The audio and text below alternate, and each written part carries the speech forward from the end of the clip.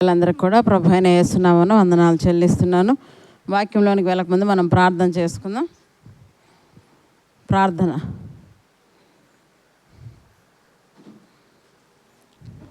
యవ్వనస్తులంతా కూడా మోకరించాలి.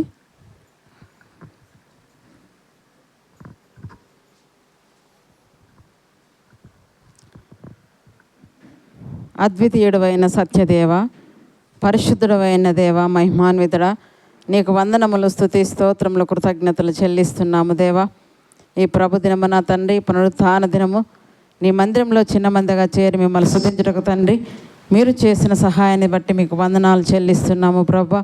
పాట చేత స్తుతించుటకు, ఆరాధించుటకు మీరు చేసిన సహాయాన్ని బట్టి దేవా మీకు వందనాలు చెల్లిస్తున్నాం. అన్నిటికంటే ప్రాముఖ్యమైన నీ వాక్యము కనుక తండ్రి, వాక్యమును ధ్యానించే సమయమున తండ్రి మా బిడ్డలు మీరు జ్ఞాపకం చేసుకోండి. వారి ఆలోచనలు, తలంపులు ఇవులు అటు ఇటు వెళ్లకుండా నీ ఆధీనంలోకి తీసుకోమని వేడుకుంటున్నాం. వారికి వెనకల చెవులు గ్రహించి మనస్సు దయచేయండి. నిలబడి మాట్లాడబోచ్చు నన్ను మరుగుపరచండి. నా నోటికి మీ మాటలను అందించండి ప్రభా. నీ మాటల్లో ఉన్న సత్యము తండ్రి, జీవమును తండ్రి బిడ్డలు గ్రహించినట్లుగా వారి మనోనేతలు తెరవమని తండ్రి కృప చూపించమని వేడుకుంటూ, ఈ వాక్యం ద్వారా వారిని మీరు దీవిస్తురమ్మని, ఆశీర్దిస్తురమ్మని, బలపరుస్తురమ్మని, ఈ వాక్యం వారికి ప్రయోజనకరంగా ఉన్నట్లు మీరే కృప చూపిస్తురమ్మని వేడుకుంటూ, మా రక్షకుని మీ ప్రియకుమారున క్రీస్తు నామమున ప్రార్థన మీకే సమర్పిస్తున్నాం మా కన్న తండ్రి. ఆమెన్. చేరవచ్చిన దేవుని పిల్లలందరికీ కూడా మరి ఒక్కసారి వందనాలు చెల్లిస్తున్నానండి. మరి ఈరోజు దేవుని మాటల గురించి మనం విందాము. దేవుని మాటలు ఎలాంటివి? మీకు వినపడుతున్న మాటల ఎడల మీరు ఎంత భయము, భక్తి కలిగి ఉన్నారు? దేవుని మాటలను నిర్లక్ష్యం చేస్తే, దేవుని మాటలను అలక్ష్యం చేస్తే ఉగ్రతను మనము తప్పించుకోలేం. దేవుని మాటల మీద మనస్సు ఉంచాలి. ఎవని మనస్సు నీ మీద ఆనుకున్న వాడిని పూర్ణ శాంతి గలవానిగా నేను చేస్తానని బైబిల్ సెలవిస్తుంది. అంటే మన మనస్సు దేవుని మాటల మీద ఉండాలి. మన ఆలోచనలు, మన ఈవులు అన్నీ కూడా దేవుని మీద కేంద్రీకృతమై ఉండాలి. కనుక దేవుని మాటలు ఎలా వినాలి? అశ్రద్ధగా కాదు, శ్రద్ధతో దేవుని మాటలను వినాలి. ఆ మాటలు వినడం ద్వారా నీకు మేలు. వినకపోయిన వారి జీవితాలను గూర్చి మనం ఈరోజు ఆలోచన చేద్దాం. ఇశ్రాయేల్ ప్రజలను దేవుడు ఎన్నుకున్నాడు. ఎవరిని? ఇశ్రాయేలుని. ఇశ్రాయేల్ ఎవరు? యాకోబు సంతానం. యాకోబు ఎవరు? ఇస్సాకు కుమారుడు. ఇస్సాకు ఎవరు? అబ్రహాము కుమారుడు. అబ్రహాముతో దేవుడు ప్రమాణం చేశాడు. అబ్రహామును దేవుడు పిల్లగా అతడు సమస్తాన్ని విడిచిపెట్టి వచ్చాడు. దేశాన్ని, తల్లిదండ్రులని, ఆస్తులు అన్నిటిని విడిచిపెట్టి దేవుని పిలుపుకు లోబడి వచ్చాడు. కనుక దేవుడు అబ్రహామును దీవించాడు, ఆశీర్వదించాడు. నీ గర్భాన వచ్చే సంతాన్ని నేను ఆశీర్వదిస్తాను, ఎన్నటెన్నటికి నేను వారికి తోడుగా ఉంటానని వాగ్దానం చేసిన దేవుడే ఒకానొక సమయమున వారు మాట వినకపోతే వారిని దేవుడు 70 సంవత్సరాలు చెరకు పంపిస్తాడండి. ఎన్ని సంవత్సరాలు? 70 సంవత్సరాలు. యూదా వారిని, ఇశ్రాయేల్ వారిని చెరకు పంపిస్తాడు. ఎందుకు 70 సంవత్సరాలు అంటే వారు బ్రతుకు కాలం అంతా ఎక్కడ బ్రతికారు?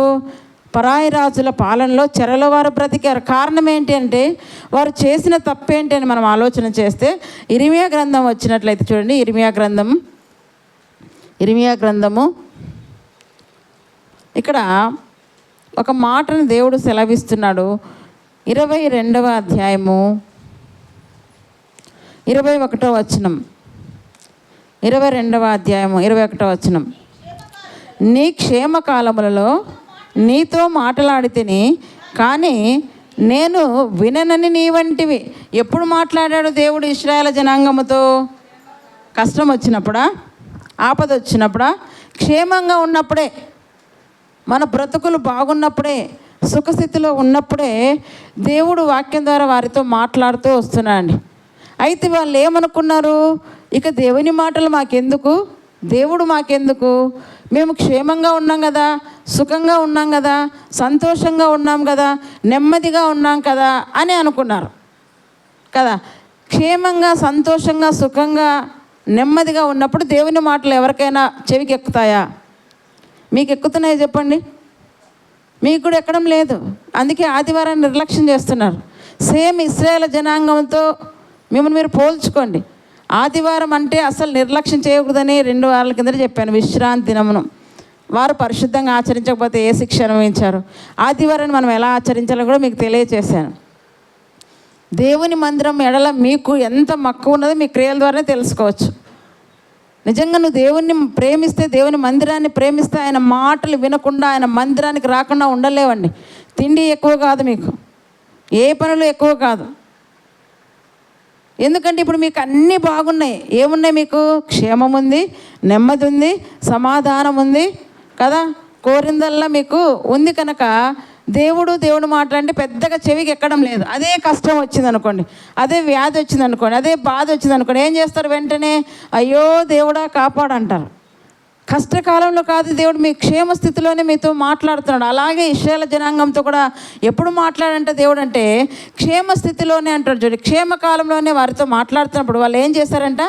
నీ క్షేమకాలంలో నీతో మాట్లాడితేనే కానీ ఏమంటాడు? నేను విననని నీ వంటివి ఏమన్నారంట ఇశ్రాయేలు జనాంగము? ఏమనంటే ఇశ్రాయేలు జనాంగము క్షేమకాలములో దేవుడు వారితో మాట్లాడితే నేను వినను అన్నారంటండి. దేవుని మాటలు వారు చెవిని పెట్టలేదంట. ఇంకేమంటున్నారు? నా మాట వినకపోవుట నీ బాల్యం నుండి నీకు వాడుక. ఎప్పటి నుంచి అంటే వాడుక? మనకు, వారికే కాదు మనకు కూడా అంతే కదా, బాల్యం నుండి. ఎందుకంటే పెద్దలు దేవునికి భయపడితే పిల్లలు లోపడతారు, పెద్దలు దేవునికి లోపడితే పిల్లలు లోపడతారు. ఇక్కడ నేను కూర్చున్న ప్రార్థన కానీ ఇందాక ఆరాధన స్తుతిద్దామనగా నేను మోకరించాను, తల ఉంచాను. నన్ను చూసి చిన్న బాలుడు మరి ఇక్కడ ఉన్నాడు చిన్న బాబు, ఆ బాబు నన్ను చూసి ఏం చేశాడు? మోకరించి తల ఉంచాడు. అంటే ఓహో నేను ఇలా చెయ్యాలేమో, అంటి వంగింది నేను కూడా వంగాలి. అంటే పెద్దలుగా మనము చేస్తే మన పిల్లలు నేర్చుకుంటారు. మనం నేర్చుకోకపోతే, మనం చేయకపోతే పిల్లలు కూడా ఏమీ నేర్చుకోలేరండి. అయితే దేవుడు అంటాడు ఇక్కడ, నీ మాట వినకపోవటం ఎప్పటి నుంచి నీకు వాడుకంటాడు? బాల్యం నుండి. బాల్యం నుండి ఎందుకు? బాల్య దశనే చెడిపోయింది, బాల్య దశనే చెడిపోయింది. అందుకే చూడండి, ఆదికాండంలో ఒక మాట అంటున్నాడు. ఆదికాండంలో నోవాహు జలప్రలయం తర్వాత దేవుడు నోవాహుతో ఒక నిబంధన చేస్తున్నాడు. అంతకుముందు ఒక మాట అంటున్నాడు. ఆదికాండం 9వ అధ్యాయంలో మనం గమనిస్తే, ఆదికాండము 8వ అధ్యాయము 21వ వచనం చూసుకుందాం. అప్పుడు యెహోవా ఇంపైన సువాసన ఆగ్రహించి ఇక మీదట నరులను బట్టి భూమిని మరలా శపించెను. ఎందుకనగా నరుల హృదయాలోచన వారి బాల్యం నుండి చెడ్డది. నరుల హృదయాలోచన ఎప్పటి నుంచి చెడ్డదంట? బాల్యమే చెడిపోయిందండి, బాల్యమే చెడిపోయింది. బాల్యం బాగుపడాలంటే పెద్దలు బాల్యాన్ని సరిచేయాలి. ఎందుకంటే పెద్దలు బాల్యం చూసి వచ్చారు. ఆ బాల్య దశలో మన పిల్లలు ఉంటే ఆ బిడ్డలు చెడిపోకూడదు, వారి ఆలోచనలు చెడిపోకూడదు అంటే ఈ పెద్దలు ఏం చేయాలంటే వారిని సరిచేయలే. మాటలతో సరిచేస్తే వింటారా పిల్లలు? ఏదైనా పిల్లలకు పని చెప్పామనుకో మొదట ఏమంటారు? నువ్వు చేసి చూపించు అంటారా లేదా మన పిల్లలు? నువ్వు చేయి ఫస్ట్, నువ్వు వెళ్ళు, నువ్వు సరిగా ఉండు. ఈ మాటలు మీ వినికిల్లో కూడా వచ్చి ఉంటాయి, మీరు కూడా వీటి రుచి చూసింటారు. ఎందుకంటే వారు ఎదుట మనం ఏం చేస్తున్నామో, ఎందుకు వరకు మనకు విలువ ఇవ్వడం లేదు, గౌరవం ఇవ్వడం లేదంటే కారణం ఏంటంటే మనం సరిగా లేకపోవడం ద్వారానే పిల్లల ద్వారా ఆ మాటలు వస్తున్నాయి. కనుక చాలా జాగ్రత్తగా ఉండాలి. దేవుని యెడల ముందు మీరు భయభక్తులు కనపరచండి అంటున్నాను. ఇక్కడ ఏమన్నాడంటే హిజ్కియా గ్రంథం మనం గమనిస్తే, హిజ్కియా గ్రంథంలో మరి నా మాట వినకపోవటం ఎప్పటి నుంచి అంట? బాల్యం నుండే నీకు వాడుక అని ఇక్కడ దేవుడు చెప్తున్నాడు. అయితే 25వ అధ్యాయం 6వ వచనం కూడా చూద్దామా? 25వ అధ్యాయము 6వ వచనం, ఇర్మియా గ్రంథం 25:6.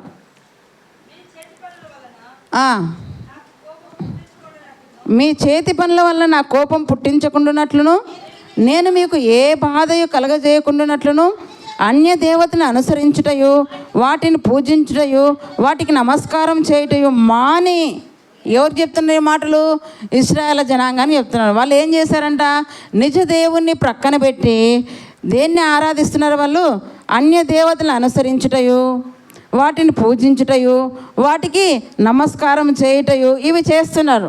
అయితే దేవుడు చెప్తున్నారు ఇవి మీరు మానండి అంటారు. ఇవి మాని మీరందరూ మీ చెడు మార్గమును, మీ దుష్టక్రియలను విడిచిపెట్టి తిరిగిన యెడల యెహోవా మీకును మీ పితరులకును నిత్య నివాసముగా దయచేసిన దేశంలో మీరు నివసింతురని చెప్పుటకై యెహోవా ఏం చేస్తున్నారంట? పెందల కడ లేచి. ఎవరు లేస్తున్నారండి పెందల కడ? మనుషులా? బారెడు పొద్దెక్కిన మనుషులు లేరు. ఈ కాలం పిల్లలైతే 9-10 లేరు. ఇంకా నయ్య మగ పిల్లలైతే 11-12 లేరు. ఎలా ఉన్నారు చూడండి మనుషులు. పెందలకడనే లేచాడంట. మనకంటే ముందు దేవుడు లేస్తున్నాడంటండి. మనకంటే ముందు ఆయన లేచి ఏం చేస్తుంటే ప్రవక్తలు పంపిస్తున్నట. చూడండి, యెహోవా పెందలకడ లేచి ప్రవక్తలైన తన సేవకులందరినీ మీ యొద్దకు పంపుచూ వచ్చినను మీరు వినకపోతిరి, వినుటకు మీరు చెవి యొగ్గకున్నారంటండి. ఎంత ఆసక్తి చూడండి. దేవుడే మనల్ని కదా, మనం నశించిపోకూడదు, ఆయన ఉగ్రతకు మనం కారకులు కాకూడదు అనేసి ఏం చేస్తుంటే పెందలకంటే తన ప్రవక్తలను పంపిస్తుంటే ఇశ్రాయేలు జనాంగం యొద్దకు పంపిస్తూ ఆయన మాటలు వినిపిస్తుంటే వాళ్ళు ఏం చేస్తున్నారంట, వినకుండా చెవిని తొలగించుకుంటారంట. చూడండి, వినుటకు వాళ్ళు ఏం చేస్తున్నారంట, చెవిని తొలగించుకుంటారు. యెహోవా పెందలకడని ఏం చేస్తున్నారంట, పెందలకడ లేచి తన ప్రవక్తలైన సేవకులందరినీ మీ యొద్దకు పంపుచూ వచ్చినను మీరు వినకపోతిరి, వినుటకు చెవి యొగ్గకుంటిరి. అయితే ఏం చేస్తున్నాడంట, అయితే మీకు బాధ కలుగుటకై మీ చేతుల పనుల వల్ల నాకు కోపం పుట్టించి మీరు నా మాట ఆలకింపకపోతురని యెహోవా సెలవిచ్చుచున్నాడు. దేవునికి కోపం పుట్టించారంట. ఎలా పుట్టించారంట, చేతి పనుల వల్ల, మాట వినకపోవడం వల్ల. ఆ రోజు వారు కాదండి, ఈరోజు మనమే అలాగున్నామేమో. ఆలోచించుకుందాం, ప్రశ్నించుకుందాం. దేవుని మాట వింటే మనకేం రావాలి, భయం కలగాలి. కానీ భయం ఉందా? చూడండి, ఇంకా 32వ అధ్యాయం, ఇర్మీయా గ్రంథం 32వ అధ్యాయం 30వ వచనం. వాళ్ళు ఏమేమి చేస్తారో మనం రోజు చూద్దాం. 32వ అధ్యాయము 30వ వచనం, 32:30. ఏలైనగా ఇశ్రాయేలు వారును యూదా వారును తమ బాల్యం మొదలుకొని నా ఎదుట చెడుతనమే చేయుచు వచ్చుచున్నారు. తమ చేతుల క్రియల వలన వారు నాకు కోపము పుట్టించువారు. ఇదే యెహోవా వాక్కు. ఎలా దేవునికి కోపం పుట్టిస్తున్నారంటండి, మాట వినకపోవడం, చెడుతనం వల్ల, చేతుల పనుల వల్ల దేవునికి కోపం పుట్టిస్తున్నారంటండి. అందుకే దేవుడు వారిని ఎక్కడికి పంపిస్తున్నాడంట, చెరకు పంపిస్తున్నాడంట. చెరకే కాదు, ఇంకా చూడండి 29వ అధ్యాయం 17వ వచనం, 29:17. సైన్యములకు అధిపతియగు యెహోవా ఈలాగు సెలవిచ్చుచున్నాడు, నేను వారి మీదికి ఖడ్గమును క్షామమును తెగులును పంపుచున్నాను అంటున్నాడండి. ఎవరు పంపిస్తున్నారు? దేవుడే. ఏమేం పంపిస్తున్నాడంట, ఖడ్గం వస్తుంది, క్షామం అంటే కరువు, ఇంకా తెగులు. రీసెంట్గా మనకు కదా 2020 నుంచి 2023 వరకు కరోనా అయిపోయింది. మొత్తం ప్రపంచాన్ని వణికించేసింది. అధికారులను కదా, ఎంత గొప్ప అధికారులైన అధిపతులైన అందరూ కూడా లాక్డౌన్లోనే ఇంట్లోనే మూసివేయబడ్డారు. అధికారిని కదా ఆయన బయటికి, మరి ఆయన దర్జాగా వచ్చి తిరగగలిగాడా? అమెరికా అధ్యక్షుడు చచ్చాడు, అవునా? చాలా చూసుకుంటే మరి బ్రిటన్ అధికారి, ఇలాగ ఎంతోమంది అధికారులే చనిపోయారు. ఆయన తెగులు అంత భయంకరంగా ఉంటుందండి. దేవుని ఉగ్రతకు మీరు చోటు ఇవ్వకండి అని చెప్తున్నాడు దేవుడు. దేవుని మాటలు విని ఆయనకు లోపడితే మీ మీద కనికరం వస్తుంది. ఆయన దయా దాక్షిణ్యములు గల దేవుడు. ఆయన దేవుని మాట వింటే చాలు. ఆయనకేమి మీ వెండి బంగారు కదా, మీ సొమ్ము ఆయనకేమి అవసరం లేదు. నా మాట వినండి అని మిమ్మల్ని బ్రతిమాలుచున్నాడు. ఆనాడు ఇశ్రాయేలును బ్రతిమాలుచున్నాడు, ఇప్పుడు మిమ్మల్ని కూడా బ్రతిమాలుచున్నాడు. ఆయన రాకడ దగ్గరలో ఉంది. తన కుమారుడైన క్రీస్తు రాకడ ఉంది. ఆ రాకడ ఎప్పుడో మనకు తెలియదు, కానీ మనం ఎలా ఉండాలి, సిద్ధపడాలి. మన కళ్ళెదుట ఎంతోమంది భక్తులు ఈ సంవత్సరంలో గొప్ప గొప్ప భక్తులు కొనుక్కోబడుతున్నారండి. 2028 మీరు చూస్తే ఎంతమంది భక్తులండి, భక్తులందరినీ దేవుడు తీసుకొని పోతున్నాడు. ఎందుకు? వారు మరి ఎక్కువగా కీడు చూడకుండా ఉండడానికి వారిని తీసుకొని పోతున్నారు. వారిని చూసినా మనం సిద్ధపడడం లేదంటే మనం ఎంత అవివేకంగా ఉన్నామో, ఇశ్రాయేలు జనాంగం లాగా ఉన్నామేమో. అయితే దేవుడు చూడండి, వారు కూడా దేవుని మాట వినకపోతే వారికి ఏం చేస్తున్నారంటే 17వ వచనంలో, సైన్యములకు అధిపతియగు యెహోవా ఈలాగు సెలవిచ్చుచున్నాడు, నేను వారి మీదకి ఏమంట, ఖడ్గమును క్షామమును తెగులును పంపుచున్నాను. ఏమేం పంపిస్తానంట? ఖడ్గమును క్షామమును తెగులను పంపుచున్నాను. కుళ్ళి కేవలము చెడిపోయి తినసఖ్యము కానీ ఆ అంజూర పండ్లను ఒకడు పారవేయినట్లు నేను వారిని అప్పగించుచున్నానంటున్నాడండి. ఎందుకు? యెహోవాకు ఇదే, వారు విననొల్లని వారై నేను పెందలకడ లేచి ప్రవక్తలైన నా సేవకుల చేత వారి యొద్దకు పంపిన నా మాటలు ఆలకింపకపోయిరి. వాళ్ళు చేసిన తప్పేంటి? దేవుడు పెందలకడనే ప్రవక్తలు పంపిస్తుంటే ప్రవక్తలు చెప్పిన మాటలు వాళ్ళు వినలేదండి. ఈనాడు మీకు కూడా దైవజనం ద్వారా దేవుడు ఎన్నో మాటలు వినిపిస్తున్నాడు. వినిపిస్తున్నా మీరు వినకపోయినా చెవి తొలగించుకున్న అది నష్టానికే కారణమవుతుంది. అందుకే ఇక్కడ చూడండి, కనుక నేను ఖడ్గం చేతను, క్షామం చేతను, తెగులు చేతను వారిని హింసించుచు భూరాజ్యములన్నిటిలో వారిని ఇటు అటు చెదరగొట్టుదును అంటున్నారు. చూడండి ఏం చేస్తాడంటే దేవుడు భూరాజ్యములన్నింటిలో. ఇంకా చూడండి 27వ అధ్యాయం 5వ వచనం చూడండి, ఇంకా ఏం చేస్తున్నాడంట, ఇప్పుడు వారికి పట్టే గతిని గురించి అక్కడ చెప్తున్నాడు. అధిక బలము చేతను, చాచిన బాహు చేతను, భూమి మీద ఉన్న నరులను, జంతువులను నేనే సృజించి ఎవరికిచ్చుట న్యాయమని నాకు తోచునో వారికే ఇచ్చుచున్నానంటున్నాడు. చూడండి, అధిక బలము చేతను, చాచిన మరి బాహు చేతను, భూమి మీద ఉన్న నరులను, జంతువులను నేనే సృజించి అంటున్నాడు. నేనే సృజించి ఎవరికిచ్చుట న్యాయమని నాకు తోచున నేను వారికే ఇస్తున్నాను. ఇస్తే ఇప్పుడు ఇజ్రాయేల్ రాజ్యాన్ని, భూమి మీద ఉన్న దేశాలన్నింటినీ ఎవరికి ఇవ్వడానికి దేవుడికి ఇష్టమైంది ఇప్పుడు చెప్తున్నారు. చూడండి, ఇప్పుడైతే దేశములన్నింటినీ అంటున్నాడు. చూడండి, భూమి మీద ఉన్న దేశాలన్నిటినీ ఎవరికి ఇవ్వడానికి దేవునికి ఇష్టమైంది చెప్తున్నాడు. ఇప్పుడైతే దేశములన్నిటినీ నా దాసుడకు బబులోను రాజైన నెబుకద్నెజరు వశము చేయుచున్నాను. బబులోను రాజు ఎవరండి? నెబుకద్నెజరు. ప్రపంచాన్నే పరిపాలించినవాడు. ఎవరిచ్చాడు ఈ అధికారము? దేవుడే. ఎవరికిచ్చుట న్యాయమని నాకు తోచి నేను వారికే ఇస్తాను. ఎందుకంటే మీరు నా మాట వినడం లేదు. శత్రువులకు అప్పగించేది దేవుడే, తెగులకు అప్పగించేది దేవుడే, కీడుకు అప్పగించేది దేవుడే. కారణం ఏంటంటే మీరు దేవుని మాట వింటే ఇవన్నీ దూరం చేస్తాడు. వినకపోతే దేవుడే మీ దగ్గరికి కీడును, తెగులును, క్షామమును, శత్రువులను పంపిస్తాడండి. చాలా జాగ్రత్తగా ఉండాలి. దేవుని మాట్లాడే నిర్లక్ష్యం ఎప్పుడు కనపరచకూడదు. ఏమంటున్నారు చూడండి, ఇంకా ఇప్పుడైతే దేశములన్నిటినీ నా దాసుడకు బబులోను రాజు అయిన నెబుకద్నెజరు వశము చేయుచున్నాను. అతన్ని సేవించుటకై భూ జంతువులను కూడా అతని వశం చేయుచున్నాను. చూడండి, భూ జంతువులను కూడా అతని వశం చేయుచున్నాను అంటున్నాడు. అయితే అందరినీ నేను ఎవరికి అప్పగిస్తానో తెలుసా? నెబుకద్నెజరుకు. ఈ మాటలు ఇర్మియా గారు చెప్తున్నారు. ఇప్పుడు ఈ మాటలన్నీ కూడా మాట్లాడిన కూడా ఇర్మియా గారు ఇశ్రాయేలు జనాంగంతో చెబుతూ 38వ అధ్యాయానికి వచ్చేసరికి ఇక్కడ మాట్లాడుతున్నాడు. చూడండి, ఇప్పుడు మరి ఇశ్రాయేలు రాజు దగ్గరకు వచ్చి మాట్లాడుతున్నాడు. ఏమని మాట్లాడుతున్నాడు చూడండి, యెహోవా ఇలాగ సెలవిచ్చున్నాడు, ఈ పట్టణంలో నిలిచున్న వారు ఖడ్గం చేతను, క్షామం చేతనైనను, తెగులు చేతనైన చత్తురు, కానీ కల్దీల యుద్ధకు బయలు వెళ్ళువారు బ్రతుకుదురు. మళ్ళీ చెప్తున్నాడు చూడండి, అక్కడ శిక్ష విధించినట్లే ఉంది, మార్గం తప్పిస్తున్నట్టుగానే ఉంది. మీరు ఈ దేశాన్ని విడిచిపెట్టకుండా శత్రువులు తీసుకొని పోయే దేశం మీరు వెళ్ళకపోతే మేము ఈ దేశంలోనే ఉంటామంటే మీరు ఏం చేస్తారంట? క్షామం చేత, ఖడ్గం చేత, తెగులు చేత వస్తారు. అదే శత్రువులు మిమ్మల్ని తీసుకుని పోతున్నారే చెరకు, అక్కడికి వెళ్ళండి. అక్కడికి వెళ్తే మీరు ఏం చేస్తారు? బ్రతుకుతారు. మళ్ళీ విడిపిస్తాను. ఎప్పుడో తెలుసా? మీకు మనస్సు మారి పశ్చాత్తాపంతో నా వైపు తిరిగి నా మాటలకు మీరు లోబడితే మేము అక్కడికి వెళ్ళము కదా, సొంత ఊరిని మర్చిపోలేము, ఉన్న దేశంలో చావైన బ్రతకని అనుకుంటారా? మిమ్మల్ని దీనికి నేను అప్పగిస్తానంటగా చెప్తున్నాడు. అప్పుడు వాళ్ళందరూ ఏం చేస్తున్నారు చూడండి, ఇంకేం చెప్తున్నారు చూడండి, ఖడ్గం చేతనైనను, క్షామం చేతనైనను, తెగులు చేతనైన చత్తురు, కానీ కల్దీల యుద్ధకు బయలు వెళ్ళువారు బ్రతుకుదురు. దోపుడు సొమ్ము దక్కించుకున్నట్లు తమ ప్రాణమును దక్కించుకుని వారు బ్రతుకుదురు.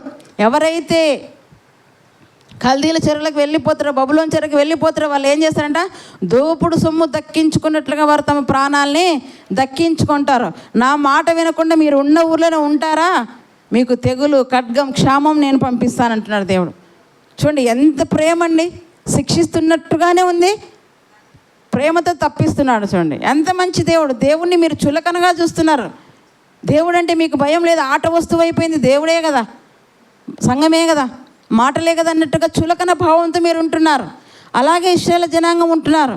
ఎంత ప్రేమమయుడు. వారిని శిక్షిస్తున్నట్టుగానే ఉంది, శిక్షలో కూడా ప్రేమను కనపరుస్తున్నాడండి. ఇంత మంచి దేవుని ఎడల మీరు ఇంత అవిధేయతను కనపరుస్తున్నది. ఒక్కసారి ఆలోచించండి.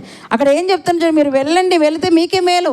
దోపుడు సొమ్ము దక్కించుకున్నట్టుగా మీరు మీ ప్రాణాలు దక్కించుకుంటారు, మీరు బ్రతుకుతారు అంటున్నారు. అయితే వాళ్ళు ఏం చేశారు చూడండి, యెహోవా ఇలాగ సెలవిచ్చున్నాడు, ఈ పట్టణం నిశ్చయముగా బబులోను రాజు దండు చేతికి అప్పగింపబడును, అతడు దాన్ని పట్టుకొను అని ఇర్మియా ప్రజలకు అందరికీ ప్రకటింపగా, మత్తాను కుమారుడైన షెపట్యాయును, పషూరు కుమారుడైన గెదల్యాయును, షెలెమ్యా కుమారుడైన యూకలను, మల్కియా కుమారుడైన పశూరును వినిరి కనుక ఆ ప్రధానులు రాజుతో మనవి చేసిందేమనగా, ఈ మనుష్యుడు ఈ ప్రజలకు నష్టం కోరువాడే కానీ క్షేమం కోరువాడు కాడు. ఇతడు ఇట్టి సమాచారం వారికి ప్రకటన చేయటం వలన ఈ పట్టణంలో నిలిచిన యోధుల చేతులను ప్రజలందరి చేతులను బలహీనం చేయుచున్నాడు. చిత్తగించి వానికి మరణ శిక్ష. ఎవరికంటే మరణ శిక్ష? ఉన్నమాట అన్నందుక, దేవుడు చెప్పమన్న మాట చెప్పమన్నందుక. దేవుడు ఏ మాట చెప్తే అదే చెప్తున్నాడు. ప్రవక్త అంటే అంతే, ఇంకా ఏది ఎక్స్ట్రా మాట్లాడకూడదు. ప్రవక్త చేసే పని ఏంటి? పలాంది నువ్వు చెప్పాలి, ఇర్మియా వెళ్ళి వాళ్ళ దగ్గర చెప్పంటే అదే చెప్తున్నాడు అంతే. ఆ మాటలు చెప్తుంటే అక్కడున్న ప్రధానులు అధికారులందరూ ఏం చేస్తుంట, ఈ ఇర్మియా ఈ మాటల చేత ప్రజలందరినీ బలహీనపరుస్తున్నాడు రాజా, ఇతనికి మరణశిక్ష విధించాలి. మేలు చేస్తున్నాడా కీడు చేస్తున్నాడా? మేలే చేస్తున్నాడు. కానీ ఆ మాటలను వారు గ్రహించలేకపోయారు. వారి చెవులు మందమైపోయాయి కదా. ఆ మందమైన చెవుల నుండి వారు విడిపింపడాలి. కానీ ఏం చేస్తున్న వాళ్ళు?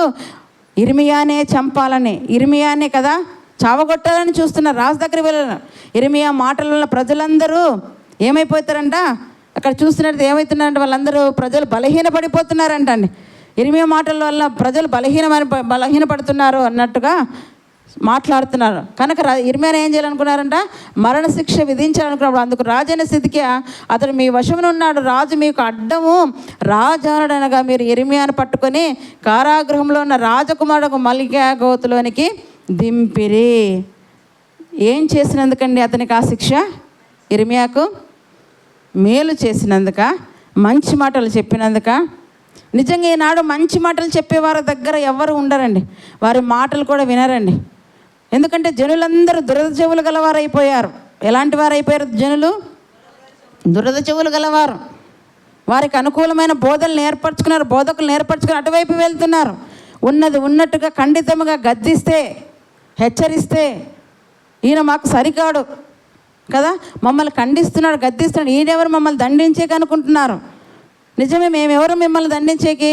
కానీ దేవుని మాట ఉన్నది ఉన్నట్టుగా చెప్పకపోతే మాకు రెండంతల శిక్ష. ఇర్మియా కూడా అలాగే చెప్పాడండి. కానీ ఇర్మియాని ఏం చేశారంట? మల్కియా గోతులోనికి దించారంటండి. తాళ్ళు కట్టి, ఆనాడు శిక్షలు భయంకరమైనవి కదా, నీరు లేని గోతు. అలానే మరి ఆ గొయ్యి ఎండినదిగా ఉందంటే అది బురదతో నిండిందంటండి. దాంట్లో దిగబడితే పైకి వచ్చేదంతా లేదు, ఇంక మనిషి అక్కడే చచ్చిపోవాలి. కానీ చూడండి అక్కడ ఏం జరిగిందో. మల్కియా గోతులోనికి దింపి అందులోనికి ఇర్మియాను త్రాళ్ళతో దింపినప్పుడు అంటే ఆ గొయ్యి ఎంత లోతు ఉందో.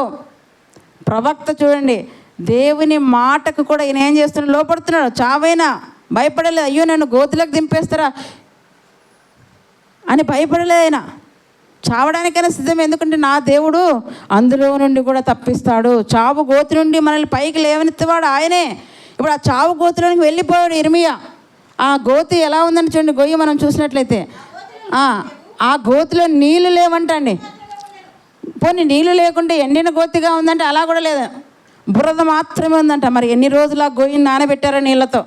బురద చేసేస్తారు. బురదలో మనిషి దిగితే పైకి రాగలడా? బురదలో మనిషి దిగితే పైకి రాగలడా?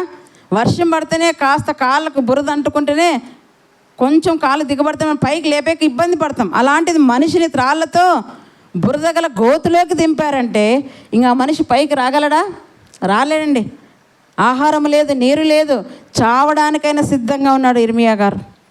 కానీ అక్కడే ఒక అద్భుతం దేవుడు చేశాడండి. అలాంటి సమయంలో ఒక అద్భుతం చేయగల దేవుడు. ఎందుకంటే ఇర్మియా దేవుని నమ్ముకున్నాడు, మనుషులు నమ్మడం లేదు. దేవుడు బలవంతుడు, ఆయనకు అసాధ్యమైనది ఏది లేదు, ఆయన ఏమైనా చేయగలడు. అందుకే అక్కడ ఏం జరిగిందో చూడండి. ఆ గోతులో నీళ్ళు లేవు, బురద మాత్రమే ఉండేను. ఆ బురదలో ఇర్మియా దిగబడెను. గోతులో తాళ్ళతో ఆయన కట్టి కిందికి దించగానే ఆ బురదలోకి ఏమైపోయింది? బురద పీక్కుంటుంది, దొబ్బేస్తుందా? ఇంకా లాక్కుంటుంది కదా. బురద ఏం చేస్తుంది? మనిషిని ఇంకా కిందికి లాగేస్తుంది. దిగబడ్డాడు ఇర్మియా. అయితే ఇది ఎవరికి తెలిసిందో చూడండి. దిగబడిన రాజు బెన్యామీను ద్వారమున కూర్చుని ఉండగా రాజు ఇంటిలోని కూషీయుడకు ఎబెద్మెలెకును షండు. ఎవరైనా నపుంసకుడు.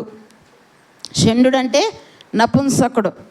నపుంసకుడు అంటే అటు ఆడు కాదు, ఇట మగ కాదు, మధ్యలో ఉంటాడు. వారిని నపుంసకులు అంటారు, షండులను కానీ అంటారు అన్నమాట. అయితే ఎవరు విన్నారు? ఇర్మియాను అన్యాయంగా గోతులోకి దించారని. అంటే ఎబెద్మెలెకు చూడ మాట, ఎబెద్మెలెకును ఒక షండు విన్నాడండి. అసలు ఆయన ఇజ్రాయేలుడు కాదు. ఆయన ఎవరు? ఇజ్రాయేలుడు కాదు, ఒక షండు, ఒక నపుంసకుడు. కానీ ఇర్మియా మాటలు విని ఆయన కూడా ఏం చేశాడంటే దేవుణ్ణి నమ్ముకున్నాడండి. ఇర్మియా మాటలు విని దేవుని గురించి తెలుసుకున్నాడు. నిజంగా వీరి దేవుడు ఎంత గొప్పవాడని ఆయన తెలుసుకున్నాడు. ఎవరంటే కూషు దేశస్తుడంట. ఎవరైనా? కూషు దేశస్తుడు, ఇథియోపియా దేశం సంబంధించిన. ఇది ఆఫ్రికా ఖండంలో ఉంటుంది. ఈ దేశం ఎక్కడ ఉంటుందంట?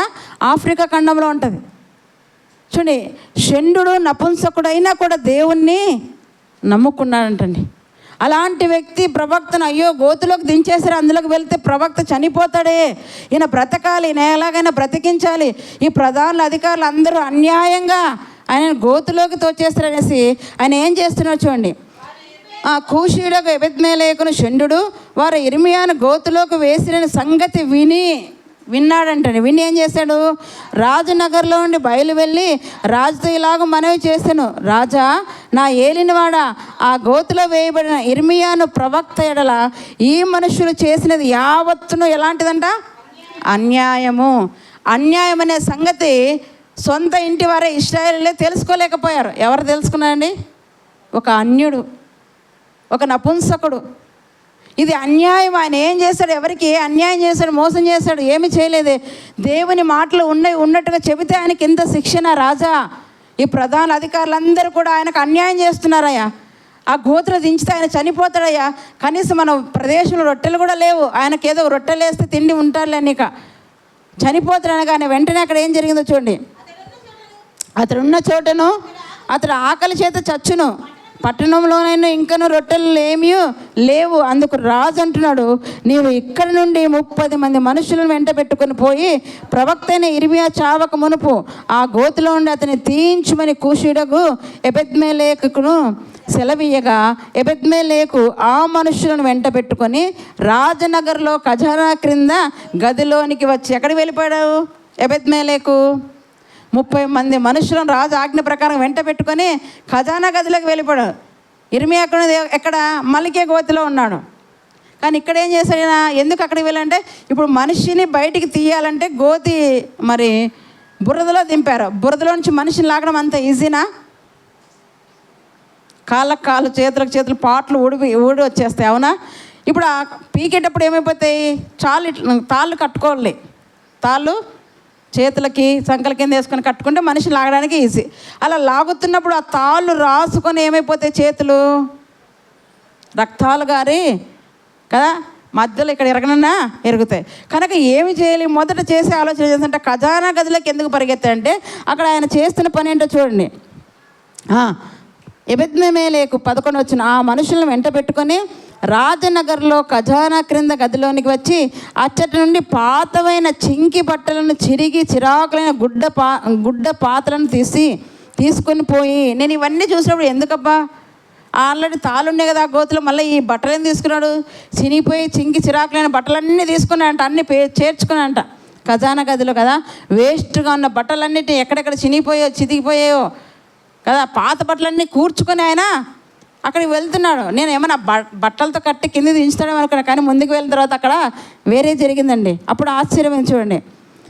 చావకొని అక్కడ చిరిగి చిరాకులైన గుడ్డ పాత్రను తీసుకొని పోయి ఆ గోతిలోనున్న ఇర్మియా పట్టుకొనున్నట్లుగా త్రాళ్ళ చేత వాటిని దింపి పాతవై చిరిగి చిరాకులైన ఈ బట్టలను త్రాళ్ళ మీద నీ చంకల క్రింద పెట్టుకొనమని అతనితో. ఎందుకండి కదా, తాళ్ళతో లాగుతున్నాం చెప్పాడు కదా, రాసుకొని ఏమైపోతుంది? బ్లడ్ కారుతుంది, భవిష్యత్ చేతులు కూడా విరగొచ్చు. ఎంతసేపు అని మనిషి పెట్టుకుని ఆ గొయ్యి ఎంత లోతుందో, ఎన్ని అడుగుల లోతుందో తెలియదు. ఎంత చక్కటి ఆలోచన చేశాడండి. తన వారే తనకు శిక్ష విధిస్తుంటే తనవాడు కానివాడు ఈయన ఒక కూషు దేశస్థుడు, ఒక అన్యుడు, దేవుడు అంటే తెలియనివాడు. అయినా ఈయన మాటలు విని దేవుని మీద నమ్మకం ఉంచాడు. ఒక మనిషిని చేర్చుకోవడం ఎంత కష్టమో తెలుసా? చంపడం ఈజీనే ఎవరైనా, కానీ చేర్చుకోవడం అందుకే కదా. ఏదైనా సరే నిలబెట్టడం కష్టం, పడగొట్టడము ఈజీనే, నిలబెట్టాలంటే చాలా కష్టం. ఆయన ఏం చేస్తున్నాడు? మరి ఆయన తీయాలంటే తీసేటప్పుడు ఏమైనా ప్రమాదం జరుగుతుందో, కాలు చేతులు ఎరుగుతాయేమో, మనిషి చనిపోవాల్సి వస్తామో. ఎందుకంటే అది ఇంకుడు గొంత కదా, ఇంకా మనిషిని కిందికి లాగేస్తుంది కానీ పైకి వదలదు. కనుక ఆయనకి ఏమీ ప్రమాదం కలగకూడదని ఆయన ఎంత చక్కగా ఆలోచన చేస్తున్నాడు. చూడండి ఏం చేసింది అక్కడ. ఆ దింపి పాతవై చిరిగి చిరాకులని ఈ బట్టలను త్రాళ్ళ మీద నీ చంకల కింద పెట్టుకొనమని అతనితో చెప్పాను. ఇర్మియా అలాగు చేయగా వారు ఇర్మియాను త్రాళ్లతో చేదుకొని ఆ గోతిలోండి వెలుపలికి తీసిరి. అప్పుడు ఇర్మియా బందీ గృహశాలలో నివసించెను. ఒక్కరోజే ఆలస్యం చేయలేదు ఈయన. ఎవరి విషయంలో? ఇర్మియాను రక్షింపగోరి అతని పక్షంగా రాజుకి ఏం చేశాడు? ఈయన విన్నపం చేస్తున్నాడు. అతడు ఇర్మియా పట్ల ఏం చూపిస్తున్నాడంట? నపుంసకుడు ఇర్మియా పట్ల ఏం చూపిస్తున్నాడు? దయనం కదా. దయ చూపడంలో, ప్రవక్తకు శత్రులైన వారిని వ్యతిరేకించడంలో అయినా ధైర్యాన్ని కనపరుస్తున్నాడు. ప్రజలందరూ ఒక పక్క, ఈయనొక్కడు ఒక పక్క. అవునా? అందరూ ఆయన కలిసి ఏం చేశారు? గోతులకు వేశారు. కానీ ఈయన ఒక్కడు మాత్రం ఆయనను ఎలాగైనా తప్పించాలని, రక్షించాలని దయ చూపిస్తూ ధైర్యాన్ని కనపరచు. అయ్యో వీళ్ళందరూ ఆయన చంపాలనుకుని నేను రక్షిస్తాను, నన్నేమైనా చంపేస్తామని భయపడలేదు ఈయన కదా. వీళ్ళందరూ ఒక పక్క, నేను ఒక పక్క ఉన్నాను కదా. ఇప్పుడు నేను ఇర్మియాను పైకి తీస్తే నన్ను చంపేస్తారేమో అనుకోలేదు. నేను చచ్చినా పర్వాలేదు, ప్రవక్త బ్రతకాలి. ప్రవక్తను చేర్చుకున్నవాడు ఏం ఫలం పొందుకుంటాడో మత్తయి సువార్తలో? ప్రవక్త ఫలం పొందుకుంటాడు. దాసుని మరి యజమానుని చేర్చుకున్నాడు, యజమాని ఫలము. యాజకుడిని చేర్చుకున్నాడు, యాజకుని ఫలము. చిన్నవాడిని చేర్చుకున్నాను, చిన్నవాడిని ఎవరిని ఏ ఉద్దేశం నువ్వు చేర్చుకుంటే ఆ ఫలం ఖచ్చితంగా నీవు పొందుకుంటావు. ఇంతకీ ఎబెద్మెలెకు గురించి నేను ఎందుకు చెప్తున్నా అంటే, చూడండి ఇశ్రాయేలు ప్రజలకు ఏమేమి శిక్షలు వస్తాయని చెప్పాడు దేవుడు? క్షామము, ఖడ్గము, తెగులు. ఆ రాజు వచ్చినప్పుడు, ఆ చక్రవర్తి వచ్చినప్పుడు. కానీ ఈయనకేం చెప్తున్నాడు చూడండి, 18 వచ్చిన 39:18 నీవు నన్ను నమ్ముకుంటివి కనుక నిశ్చయముగా నేను నిన్ను తప్పించేదను. ఎవరి గురించి మాటలు చెప్తున్నాడు తెలుసా? ఎబెద్మెలెకు గురించి. ఎందుకు ఈ మాటలు చెప్తున్నాడు తెలుసా? ఎవరిని రక్షించాడు ఈయన? ఒక ప్రాణాన్ని చేసింది చిన్న పనే. అందుకే చెప్తున్నాం, దేవుని కోసం నువ్వు చిన్నది చేసినా దేవుడు ఎప్పటికీ మరువడు. నువ్వు చేసిన పనిని ఆయన జ్ఞాపకం పెట్టుకుంటాడండి. ఈయన ఏదో ప్రతిఫలం వస్తుందని ఆశించి చేయలేదు ఇర్మియా విషయంలో. ఈయన ప్రవక్త అంతే, ఈయన రక్షింపడాలి, ఈయన చేసేది మంచిది, ఇలాంటి వారు బ్రతకాలి, వీళ్ళు బ్రతకాలని నేను చచ్చిపోయినా పర్వాలేదని తన ప్రాణాన్ని పణంగా పెట్టి ఇర్మియాని ఏం చేశాడు? ఆయన రాజు దగ్గర ఆజ్ఞ తీసుకొని రక్షించడానికి ప్రయాసపడ్డాడండి. ఇర్మియా పట్ల అతను చూపిన దయను బట్టి కదా యెరూషలేము పట్టబడినప్పుడు ఎబెద్మెలెకు కావలసిన దీవెన దేవుడు ఇస్తున్నాడు. నీకైతే నేను ఏమీ ఆపదను కలగనివ్వను, నువ్వు నన్ను నమ్ముకున్నావు. ఆయన ఎవరిని నమ్ముకున్నాడట? మనుషులను నమ్ముకోలేదు. ఇజ్రాయేల్ ప్రజలు రాళ్ళను నమ్ముకున్నారండి. ఎవరిని నమ్ముకున్నారంట? నిజ దేవుణ్ణి పక్కన పెట్టేసి వేటిని నమ్ముకున్నారంట? రాళ్ళను కదా, ప్రతిమలను, విగ్రహాలను నమ్ముకున్నారండి. ఇక్కడైతే ఈయన ఎవరిని నమ్ముకున్నాడు? అవన్నిటిని విడిచిపెట్టి దేవుని నమ్ముకున్నాడు. అది మనం చేయాల్సింది ఈరోజు. ఇక్కడ ఏం చేస్తున్నాడు చూడండి. ఎందుకంటే దయ చూపు వారికి దయనిస్తానన్నాడు, దయగల వారేలా ఆయన దయ చూపుతానన్నాడు, సద్భావం గల వారేలా సద్భావం చూపుతానన్నాడు. కఠినుల ఎడల ఏం చూపిస్తాడంట? వికటము చూపే దేవుడు నీ దేవుడు. నువ్వు ఏది చూపిస్తావు అదే, నువ్వు ఏది విత్తుతావు అదే నువ్వు కోస్తావు. దయ చూపిస్తావా? ఇప్పుడు ఏం చూపించాడు ఆయనకు? ఇర్మియాకు ఈయన ఏం చూపించాడు? దయ చూపించాడండి. కనుక దేవుడు ఇతని ఎడల కూడా దయను చూపిస్తున్నాడు. ఇతడు చేసిన పనికి దేవుడు సహాయాన్ని అనుగ్రహిస్తున్నాడు. చూడండి, అందుకే ఇక్కడ మనం చూసుకుంటే 39:15 ఇర్మియా బందీ గృహశాలలో ఉండగా యెహోవా మాటకు అతనికి ప్రత్యక్షమే ఇలాగూ సెలవిచ్చాను. ఆయన బందీ గృహశాలలో ఉండగా ఇప్పుడు దేవుడు మాట్లాడుతున్నాడు మరొకసారి ఇర్మియాతో. ఇర్మియా, నువ్వు వెళ్ళి పలానా వ్యక్తికి మాటలు చెప్పు. ఎవరు ఆ వ్యక్తి తెలుసా? ఎబెద్మెలెకు. ఎవరా వ్యక్తి? ఎబెద్మెలెకుతో ఈ మాటలు చెప్పు. ఏమంటున్నాడు చూడండి. నీవు వెళ్ళి కూషీయుడకు ఎబెద్మెలెకుతో ఇట్లను, ఇశ్రాయేలు దేవుడును సైన్యములకు అధిపతి యెహోవా ఇలాగ సెలవిచ్చుచున్నాడు, మేలు చేయుటకై కాక కీడు చేయుటకై నేను ఈ పట్టణం గురించి చెప్పిన మాటలు నెరవేర్చుచున్నాను. నీవు చూచుచుండగా ఆ మాటలు ఆ దినము నెరవేరును. ఆ దినమున నేను నిన్ను విడిపించేదను. నీవు భయపడు మనుషుల చేతికి నీవు అప్పగింపబడవని యెహోవా సెలవిచ్చుచున్నాడు. ఒక దినాన్ని దేవుడు ఏర్పాటు చేస్తారు కదా, వీళ్ళందరూ కూడా ఎక్కడికి వెళ్ళిపోతారంట? చెరలోనికి వెళ్ళిపోతారు. ఎంతటి కీడు అంటున్నారు చూడండి. దానియేలు గ్రంథం మనం గమనిస్తే ఏ దేశానికి కూడా అంత భయంకరమైన కీడు రాలేదంటండి. దానియేలు గ్రంథం 9వ అధ్యాయం 12వ వచనం. యెరూషలేము మీదకి వచ్చినంత కీడు మరి ఏ దేశానికి కూడా రాలేదంట అప్పట్లో. చూడండి 9వ అధ్యాయం 12వ వచనం. యెరూషలేములో జరిగిన కీడు మరి ఏ దేశంలోనూ జరగలేదు. ఆయన మా మీదికిని మాకు ఏలికలుగా ఉండు మా న్యాయాధిపతుల మీదికిని ఇంత గొప్ప కీడు రప్పించి తాను చెప్పిన మాట నెరవేర్చెను. ఆ దేశం మీదకి వచ్చిన కీడు మరి ఏ దేశం మీద కూడా రాలేదంటండి. కీడు ఎందుకు వచ్చింది? కీడు ఎందుకు వచ్చిందండి? ఆయన మాటలు వినలేదు, ఆయనను అలక్ష్యం చేశారు, ఆయనను లక్ష్య పెట్టలేదు. కనుక తమకు తామే వాళ్ళు ఏం కూర్చుకున్నారు? కీడును కూర్చుకున్నారు. నిజంగా మనం ఈరోజు అలాగే చేస్తున్నామేమో. దేవుని మాటలు వినకపోతే మనం కూడా కీడును కూర్చుకుంటే మీకు తెలియడం లేదు, కంటే కనపడడం లేదు, అంతే. సమయం కనిపెట్టి కొడతాడు దేవుడు. అదే చేశాడు ఈ గ్రంథంలో. ఆ మాట కూడా ఉందండి. ఆయన ఏం చేస్తాడు తెలుసా? సమయాన్ని కనిపెట్టి నేను శిక్షను రప్పిస్తానంటున్నాడండి. ఇక్కడ మనం గమనించినట్లయితే చూడండి, సమయాన్ని కనిపెట్టి నేను వారి మీదకి కీడంతటి నేను రప్పిస్తానని దేవుడు మాట్లాడుతున్నాడు. మనం ఇప్పుడు బాగున్నాం కదా. చదవండి అక్కడే.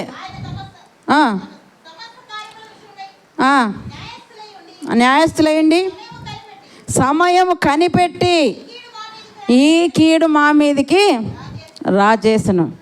మనకేమి ఇప్పుడు బాగుంది కదా అని మనం అనుకుంటున్నాం, అవునా? క్షేమంగా ఉన్నాం కదా అనుకుంటాం. నీకు ఏ సమయంలో కొడితే నువ్వు దెబ్బతింటావు ఆ సమయంలో కొడతాడు దేవుడు. దేవునితో ఆటలాడొద్దండి. దేవుని మాటల భయము భక్తి కలిగి ఉండండి. నేను ఇప్పుడు క్షేమంగా ఉన్నాను, సమాధానంగా నెమ్మదిగా ఉంది, నా స్థితి బాగుంది కదా, నాకేం కుదవలేదు, అంత సమృద్ధిగా ఉందని మీరు అనుకుంటున్నారేమో. సమయం కొరకు ఆయన కనిపెడుతున్నాడు. ఆ సమయంలో కొడితే మళ్ళీ నువ్వు తిరిగి లేవలేవని జాగ్రత్త. దీపం ఉండగానే ఏం చేసుకోవాలంట? ఇల్లు చక్క పెట్టుకోవాలి. క్షేమకాలంలోనే దేవుని మాటలు వినబడుతున్నప్పుడు ఇంకెక్కువగా ఆయనకు ఆనుకొని దగ్గరగా ఉంటే ఆయన మాటలలో భయభక్తులు కలిగి మనం జీవించాలి. అలా ఉంటే నీకు మేలు. లేదా నీకు నీవే కీడును సమకూర్చుకుంటారేమో. అయితే సమయం కనిపెట్టి వేస్తానంటున్నాడు ఆయన అక్కడ. కనుక జాగ్రత్తగా ఉందాం. ఈయనకేం చెప్తున్నాడంట? ఆ దినం వచ్చినప్పుడు కదా, ఆ చెర పట్టుకొని పోయి దినం వచ్చినప్పుడు ఎబెద్మెలెకు అగో నిన్ను మాత్రం నేను తప్పిస్తాను, వీళ్ళందరినీ చూసి నువ్వు భయపడుతున్నావా? భయపడకు, నేను నీకు తోడున్నట్టుగా మాట్లాడుతున్నాను. చూడండి ఇక్కడ మనం గమనిస్తే 39:16. నువ్వు వెళ్ళి కూషీయుడు ఎబెద్మెలెకుతో ఇట్లనుము, ఇశ్రాయేలు దేవుడను సైన్యములకు అధిపతి యెహోవా ఇలాగ సెలవిచ్చుచున్నాడు, మేలు చేయటకే కాక కీడు చేయటకే నేను ఈ పట్టణం గూర్చి చెప్పిన మాటలు నెరవేర్చుచున్నాను. ఆ కాలం వస్తుంది, నీవు చూచుచుండగానే ఆ మాటలన్నీ కూడా కదా ఆ దినమున నెరవేరును. ఎవరు చూస్తుండగా? ఈ ఎబెద్మెలెకు చూస్తుండగానే. ఇప్పుడు ఆయన గురించి ఆయన చెప్తున్నాడు, నీవు చూస్తుండగానే నీ కన్నులారనే ఇశ్రాయేలు జనాంగాన్ని అంతటి నేను ఎక్కడ తీసుకుని పోతాను? చెరలోనికి, వారి మీద కీడుని రప్పిస్తానంటున్నాడు. చూడండి ఇంకేం చేస్తాడంటే ఆ పట్టణము పైన కూర్చున్నట్టు చూడండి 39:8. కల్దీలు వారు వచ్చినప్పుడు ఏం చేస్తారు చూడండి. కల్దీలు రాజనగరు ప్రజల ఇండ్లను అగ్ని చేత కాల్చివేసి యెరూషలేము ప్రాకారములను పడగొట్టిరండి. ఏం చేశారంటే ఆ దినమున వాళ్ళు యెరూషలేము ప్రాకారాలను పడగొట్టారు. పడగొట్టి ఏం చేస్తారంటే అన్నిళ్ళను అగ్ని చేత కాల్చివేశారండి. వాళ్ళు ఏమనుకున్నారు? మేము క్షేమంగా ఉన్నాం కదా అనుకున్నారు. కానీ ఇప్పుడు ఏమైపోయింది? వారి నగరు ప్రాకారాలు పడగొట్టబడ్డాయి, వారి ఇండ్లు అగ్ని చేత కాల్చివేయబడ్డాయి. వాళ్ళు రాజు ఉన్నాడు కదా అనుకుంటున్నారు. ఆ రాజును కూడా ఏం చేశారో చూడండి. అక్కడ మనం గమనిస్తే 7వ వచనం. ఆలోచించు. బబులోను రాజు రిబ్లా పట్టణంలో సిద్కియా కుమారులను అతని కన్నుల ఎదుట చంపించాను.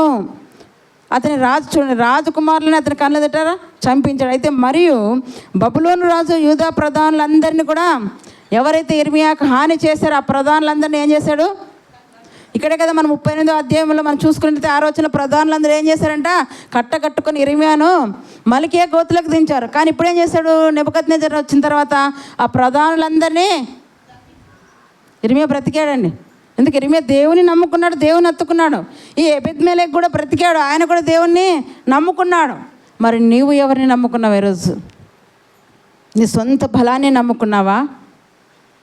నీ ఐశ్వర్యాన్ని నువ్వు నమ్ముకున్నావా?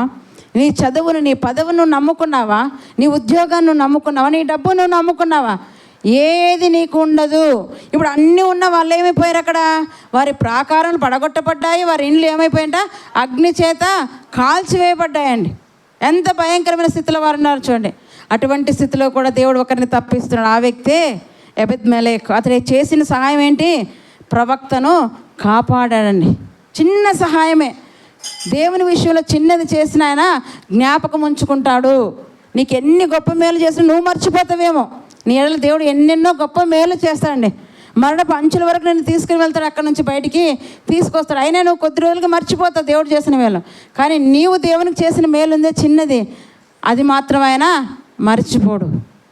కనుక మనం ఎవరిని నమ్ముకోవాలి? మనుషులను కాదు మనం నమ్ముకోవాల్సింది, దేవుణ్ణి నమ్ముకోవాలి.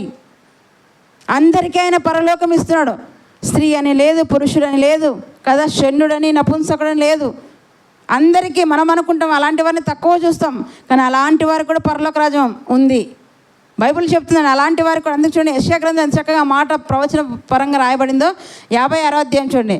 ఈ నపుంసకుల గురించి ఒకసారి మనం ఆలోచన చేసినట్లయితే 56వ అధ్యాయం 3వ వచనం నుంచి 7వ వచనం వరకు చదువుకుందాం.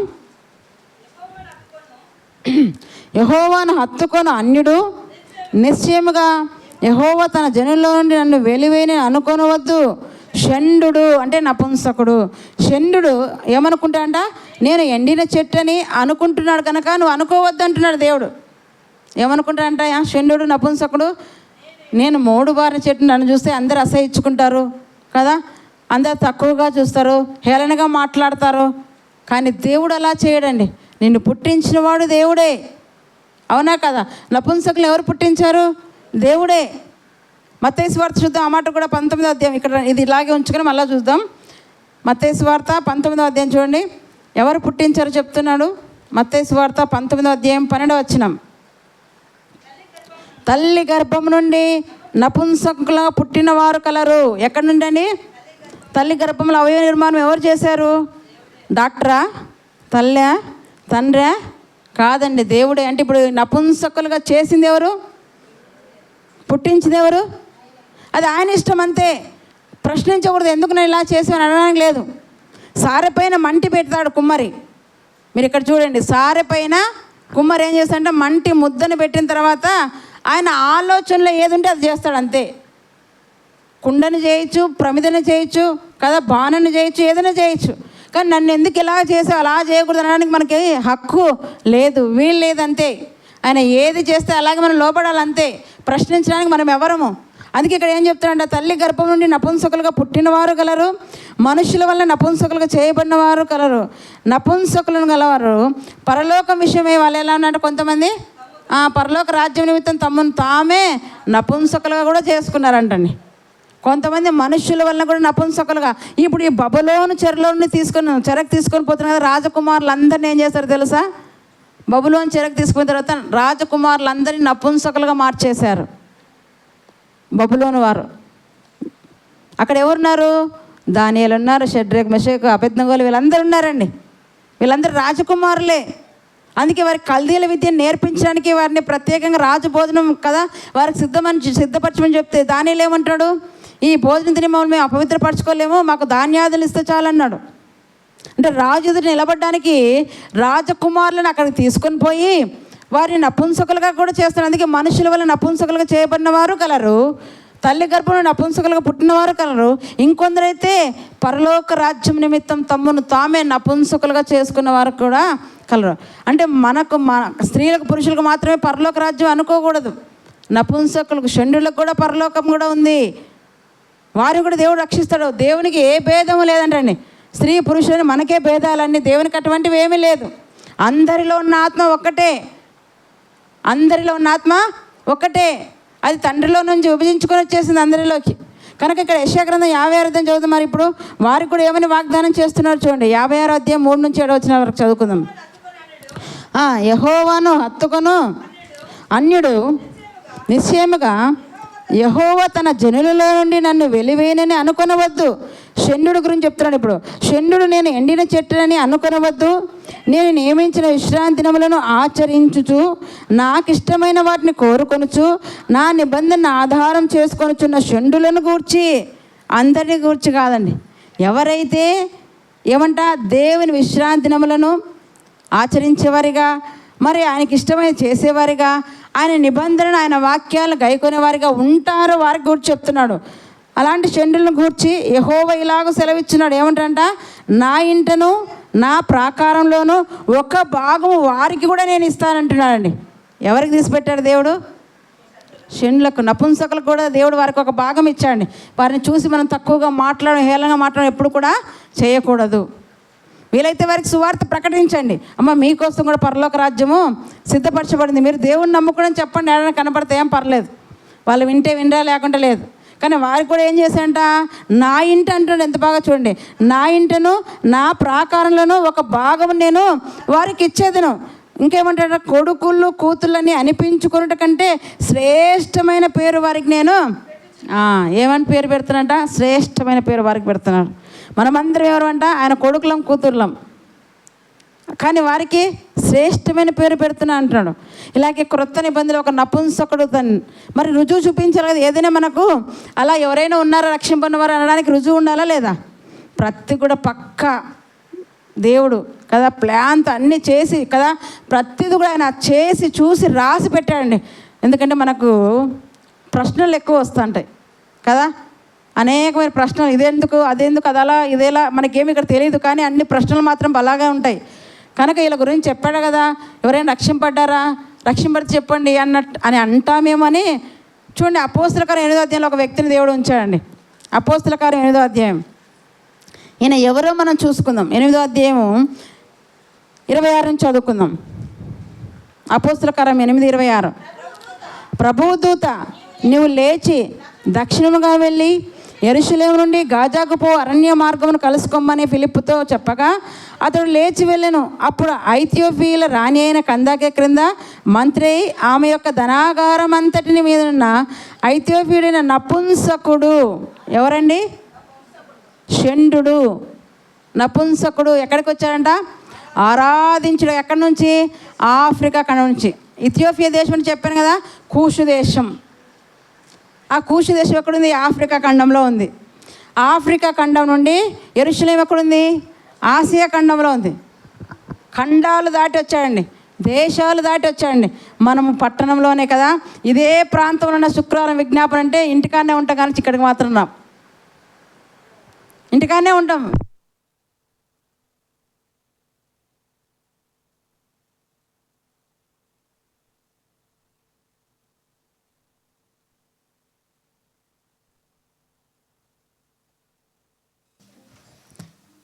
ఈ నపుంసకుడు ఎక్కడి నుంచి వచ్చాడంట? ఇథియోపియా దేశం నుండి కదా, ఆఫ్రికా ఖండం నుండి ఆసియా ఖండానికి వచ్చాడంట. దేనికోసం వచ్చాడంట? దేవుణ్ణి ఆరాధించడానికి. ఎవరైనా ఒక సామాన్యమైన వ్యక్తి అయితే కాదు, ఎవరైనా ఆర్థిక శాఖ మంత్రి, ఒక రాణి కింద ధనాగారం అంతటికీ మంత్రి కదా. అలాంటి ఆయన దేవుణ్ణి ఆరాధించుకోవడానికి సమయం పెట్టుకున్నాడండి. దేన్ని? దేవుని ఆరాధించడానికి. మనం తినడానికి సమయం ఉంటుంది, పనులు చేసుకునే సమయం ఉంటుంది. దేవుని దగ్గరికి రావడం మాత్రానికి కదా మనకు సమయం లేదంటాం. ఏమ్మా మందిరానికి అయితే సమయం లేదంటాం. సమయం ఉన్నా ఇంటికాడనే పొద్దుపుచ్చుకుంటాం, కానీ ఇక్కడికి మాత్రము ఈ దేశం రోడ్డు అవతలే ఉంటాయి ఇండ్లు, రోడ్డు అవతలే ఇండ్లు ఉంటాయి కదా, మొత్తానికి ఈ ఊర్లోనే ఉంటుంది, కానీ మందిరానికి అయితే రాలేకపోతున్నాం. కారణం ఏంటంటే మనకు దేవుని మాటల మీద భయం లేదు. ఎక్కడో ఆఫ్రికా ఖండం, ఎక్కడో ఆసియా ఖండం, అక్కడి నుంచి రథం. మరి ఆ రోజు ఏం బస్సులు లేవు కదా, ఏరోప్లేన్ లేవు. ఏమైనా ఉన్నాయా? బస్సులు ఏరోప్లేన్లు ఏం లేవు. కానీ ఏం చేశాడు? రథం మీదనే రావాలి. కనీసం సుమారు ఒక 40 దినాలన్న పట్టింటే, నెల దినం ప్రయాణం అయినా విసుక్కోకుండా వచ్చి దేవుని ఆరాధించంటే ఎంత ఆసక్తి ఉందండి. అందుకే చెప్తున్నాడు, నా నిబంధనలు కదా గైకుంటే నేను వారికి ఎలాంటి పేరు పెడతానంట? శ్రేష్టమైన క్రొత్త పేరు నేను వారికి ఇస్తానంటున్నాడు. కుమారులు కుమార్తెలు అనిపించుకుంటే కంటే శ్రేష్టమైన పేరు వారికి పెడతాను. నా ఇంట వారికి ఒక భాగాన్ని నేను సిద్ధపరుస్తాను. ఎందుకంటే వారు కూడా నాకు వినాలి కదా, వారికి కూడా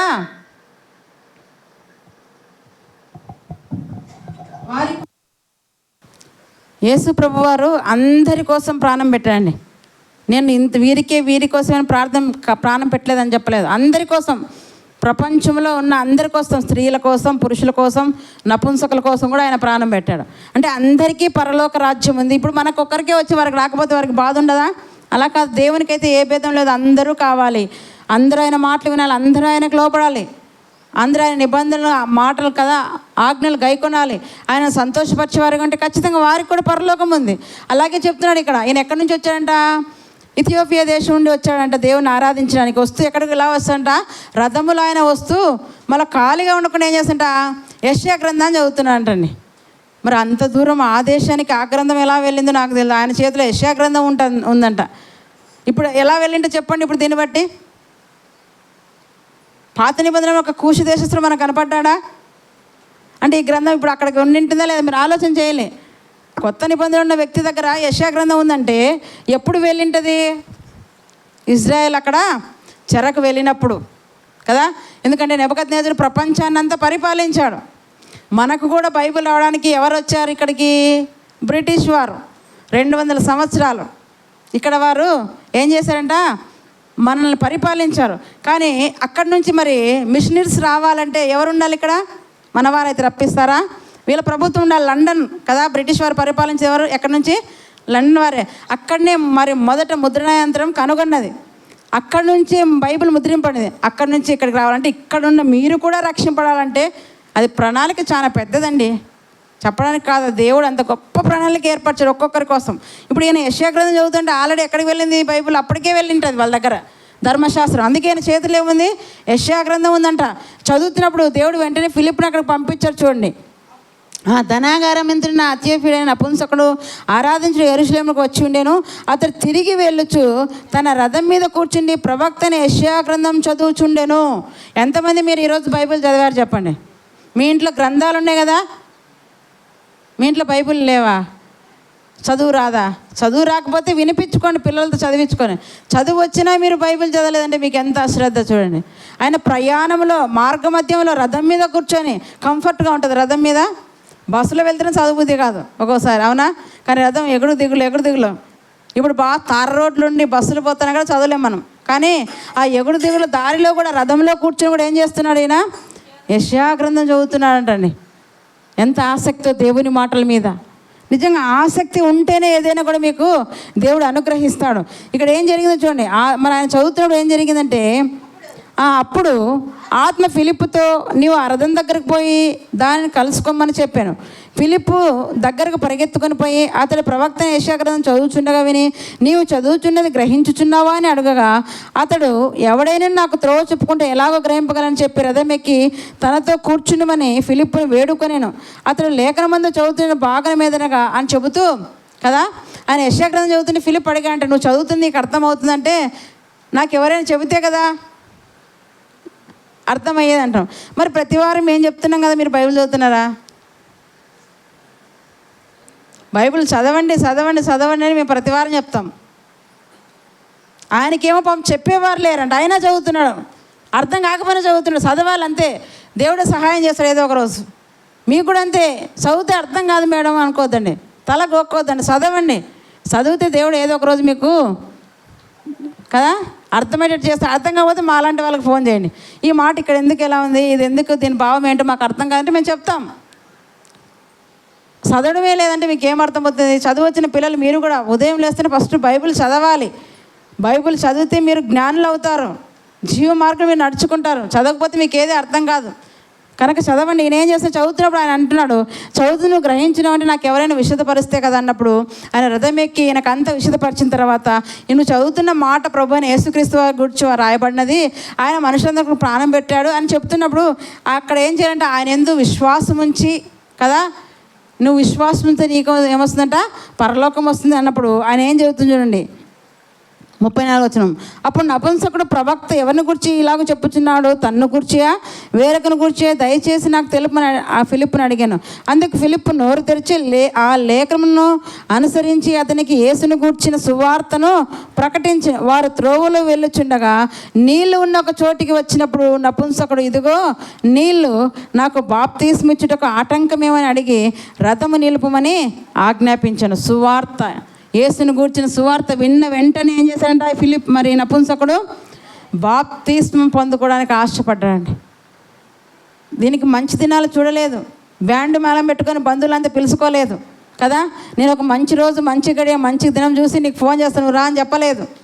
ఈ క్షణమే ఇది దాటిపోతే, ఈ తరుణం దాటిపోతే మళ్ళీ నేను ఉంటానో లేదో, ఈయన ఇంత గొప్పవాడా, ప్రభు ఈయన వస్తానన్నాడా, ఏ క్షణాన్ని వస్తాడో నాకు తెలియదు, నేను రక్షణ పొందుకుంటే నాకు మేలు అనుకొని ఆయన ఏం చేశాడంట, ఇదిగో నీళ్ళు అన్నాడంట త్రోవలోనే. ఎంత ఆసక్తి అండి బాప్తిసం తీసుకోవడం కోసం, ఎంత ఆసక్తి. మనం ఏం చేస్తున్నాం, మన పిల్లలకు బాప్తిసం ఇవ్వాలన్నా ఇంకా సమయం లేదండి, పెళ్ళి అయినాక చూద్దాంలే. పెళ్ళి ముందు బాప్తిసం ఇస్తారు, చెల్లదు. ఉద్యోగాల కోసం బాప్తిసుకుంటే అవి చెల్లదు. నీ మనస్సు మారాలి, ఆయన మాటలు వినాలి. ఇన్నిసార్లు మాట్లాడి ఇంకా చాలా మంది ఇక్కడ బాప్తిసం తీసుకునే వాళ్ళు ఉంటారు. జాగ్రత్త. ఆయన వెంటనే ఆలస్యం చేయాలి. ఇదిగో నీళ్ళు, నాకు బాప్తిసం నీకు ఏమైనా ఆటంకం అంటే లేదన్నప్పుడు అక్కడ ఏం జరిగింది చూడండి. వారు త్రోవలు వెళ్ళుచుండగా నీళ్ళని ఒక చోటికి వచ్చినప్పుడు నపుంసకుడు, ఇదిగో నీళ్ళు, నాకు బాప్తిసం ఇచ్చుటకు ఆటంకం ఏమని అడిగి రథం నిలుపని ఆజ్ఞాపించను. ఫిలిప్పు, నువ్వు పూర్ణ హృదయంతో విశ్వసించిన ఎడలా పొందవచ్చునని చెప్పాను. అప్పుడు యేసు క్రీస్తు దేవుని కుమారుడని విశ్వసించునని ఉత్తరం ఇచ్చాను. ఫిలిప్పు నపుంసకుడు ఇద్దరు నీళ్ళలోకి దిగిరి అంతటి ఫిలిప్పు అతనికి బాప్తిస్మము ఇచ్చాను. ఇప్పుడు ఈరోజు ఇద్దరు నపుంసకులను చూసాం. దేవుని కుమారులని పేరు పెట్టుకున్న వారేమో దేవుని మాట వినలేదు. విన్నారా ఇశ్రాయేలు జనాంగము? క్రైస్తవులు అని దేవుని పేరు పెట్టుకున్నవారు మీరు కూడా. క్రైస్తవులు అంటే క్రీస్తుని ధరించుకున్నవారు, మీరు కూడా క్రీస్తు మాట వినలేదు. కానీ ఎవరు వింటున్నారు? నపుంసకులు. అందుకే యూదులతో ఒక మాట అంటారు బైబిల్లో, మీకంటే ముందుగా సుంకర్లు, వేశ్యులు దేవుని రాజ్యంలోకి వెళ్తారంట. ఈ మాట ఎవరు చెప్తారంటే యూదులతో. మీరేమో ఈ దేవుని బిడ్డలు, అబ్రహాం మా తండ్రి కదా మీరు గొప్పగా చెప్పుకుంటున్నారు, కానీ మీకంటే ముందుగా వేశ్యలు, సుంకర్లు వీళ్ళు పోతారు దేవుని రాజ్యంలోకి, మీరు మాత్రం ఇక్కడే ఉంటారు. ఎందుకంటే మీకు అంత తెలుసని మీరు భ్రమలో ఉన్నారు. జాగ్రత్త.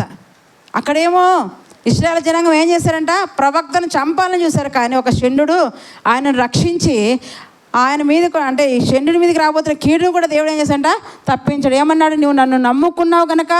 చూద్దామా, అది యెషయా గ్రంథంకి వచ్చేద్దాం. 39వ అధ్యాయం చివరిగా ఆ మాట చూసుకొని ముగించుకుందాం. 18వ వచనం 17 నుంచి, ఆ దినమున నేను నిన్ను విడిపించదును, నీవు భయపడు మనుషుల చేతికి నీవు అప్పగింపవడమని యెహోవా సెలవిచ్చున్నాడు. నీవు నన్ను నమ్ముకొంటివి గనుక నిశ్చయముగా నేను నిన్ను తప్పించదును. నిజంగా మనం దేవుని నమ్ముకుంటే నిశ్చయముగా దేవుడు ఉగ్రత నుండి మనల్ని తప్పిస్తాడు. నమ్ముకున్నామా లేదా? యూదా కూడా దేవుని నమ్ముకున్నాడు, అవునా? యూదా ఇస్కరియోతు దేవుని, ప్రభువుని నమ్ముకునే వచ్చాడు, ఆయన వెంట తిరిగాడు, చివరికి అమ్ముకున్నాడు. మీరు అమ్ముకునే స్థితిలో ఉన్నారో నమ్ముకునే స్థితిలో ఉన్నారో మీకే తెలియాలి. మేము కూడా నమ్ముకున్నాం అంటున్నారు, కానీ అప్పుడప్పుడు అమ్ముకుంటారు ప్రభువుని కూడా. దేనికోసం? పెళ్ళిళ్ళ కోసం, తిండి కోసం కదా, అమ్మేసుకుంటాం, పక్కన పెట్టేస్తాం. యూదాలాగా ఉండొద్దండి. నమ్ముకున్నాక చచ్చేందుకు అలాగే ఉండండి, చావైనా బ్రతికైనా ప్రభువే అని ముందుకే వెళ్ళాలి.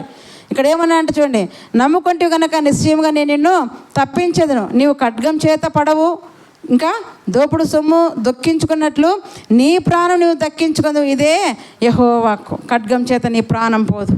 నీ ప్రాణం ఎలా దక్కించుకుంటావు తెలుసా? దోపుడు సొమ్ము దొరికితే ఎంత సంతోషం ఉంటుందో అంత చక్కగా నీ ప్రాణం నువ్వు కాపాడుకుంటావు.